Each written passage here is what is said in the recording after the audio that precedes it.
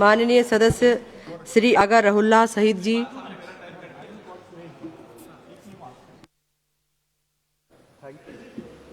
Thank you madam chairperson. Thank you madam chairperson. Finance bill के हवाले से चूंकि टाइम बहुत कम है मेरे पास, दो चार पॉइंट्स मैं आपके ज़रिए गवर्नमेंट की नोटिस में लाना चाहता हूँ। एक, जो बजट में सिग्निफिकेंटली डिक्रीज़ किया गया बजट एलोकेशन में जम्मू कश्मीर के हवाले से, तकरीबन 1000 करोड़ रुपए का डिक्रीज़ किया गया। इसका जवाब अभी भी नहीं मिला, बजट के स्पीच में भी नहीं मिला, रिस्पॉन्स में भी नहीं मिला कि ऐसा क्यों किया गया, जबकि जम्मू कश्मीर जैसा कि आप जानते हैं लॉकडाउन से पहले भी लॉकडाउन से गुजरा है। 2019 में जब 370 हटाया गया, एक साल तक वहाँ पे गवर्नमेंट इम्पोज लॉकडाउन था, तो हर कोई इंडस्ट्री, हर कोई सेक्टर जो है वो मुश्किलात से गुजरा, लॉकडाउन से गुजरा, फिर उसके बिजनेस बंद हुए, उसके बाद कोरोना का लॉकडाउन हुआ। तो ये जो कंपनसेट होना चाहिए था, कंपनसेट करने के बजाय एलोकेशन जो है पिछले साल से 1000 करोड़ रुपया कम हुआ। इसका जवाब नहीं मिला कि ये एलोकेशन जो है कम क्यों किया गया, और बजाय कंपनसेट करने की ये सज़ा क्यों दे रही है।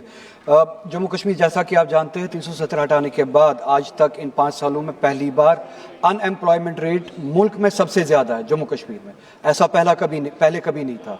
पहले नंबर पे, दूसरे नंबर पे जम्मू कश्मीर, ये हमने पहली बार देखा 370 हटाने के बाद।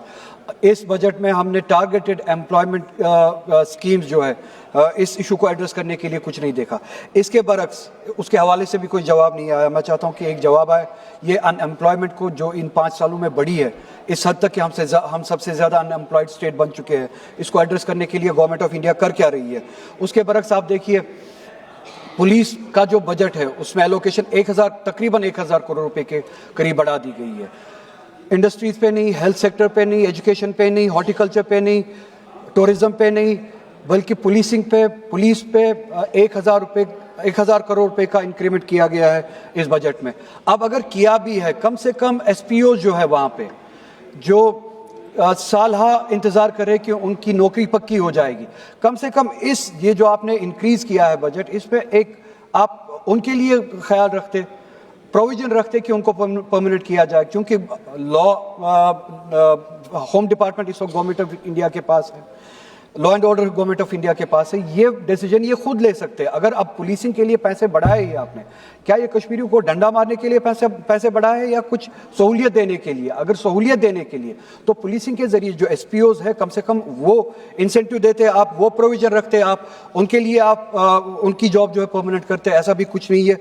टूरिज्म जो है, जैसा कि मैंने कहा, 2019 से पहले भी जब वो सैलाब आया था, फ्लड आया था, तब से लेके अभी तक कंटिन्यूसली इन हालात से गुजर रहा है। बस 1 मिनट मैडम, इन हालात से गुजर रहा है। टूरिज्म के सेक्टर को एड्रेस करने के लिए भी, उसको कंपनसेट इंसेंटिवाइज करने के लिए भी कोई प्रोविजन नहीं है। मैंने एक डिमांड रखी थी पिछले साल, मैडम आप भी थोड़ा सा स्ट्रेस कीजिएगा गवर्नमेंट को, कि जो हमारा हॉर्टिकल्चर है, बैकबोन है हमारी इकोनॉमी का, सेब आता है कश्मीर से, फिर मुल्क के मंडियों में बिकता है, मार्केट्स में बिकता है।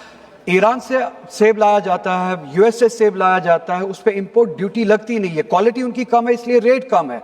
तो कश्मीर की क्वालिटी के मुकाबले में उनकी क्वालिटी जो कम होती है, कश्मीर के मुकाबले में उनका सेब सस्ता बिकता है। हमने डिमांड की थी उस सेब पे जो बाहर से आता है उस पर इंपोर्ट ड्यूटी लगाई जाए। कश्मीर का सेब क्या आपका अपना नहीं है? सिर्फ ये पॉलिटिकल नारे लगाने होते हैं। प्रैग्मेटिकली भी कश्मीर की इकोनॉमी आपकी अपनी नहीं है। बाहर से जो सेब आ रहा है उस पर आप इंपोर्ट ड्यूटी लगाए और इस सेब को बचाए। 15 सेकंड्स मैम। इसके अलावा मैं एक अपील करना चाहता हूं, फिर से मैं होम मिनिस्टर से खुद भी मिला था मगर जवाब नहीं मिला। आपके जरिए इस डेमोक्रेटिक इंस्टीट्यूशन, सबसे बड़ा इंस्टीट्यूशन है डेमोक्रेसी का, इसके बाद हम जाए कहां? हजारों नौजवान हमारे बंद है पिछले 5 सालों से, 7 सालों से, विदाउट ट्रायल्स। या तो उनकी सजा खत्म की जाए, उनको अपने घरों में वापस भेजा जाए, या कम से कम उनको कश्मीर में लाया जाए। मुल्क के मुख्तलिफ जेलों में उनको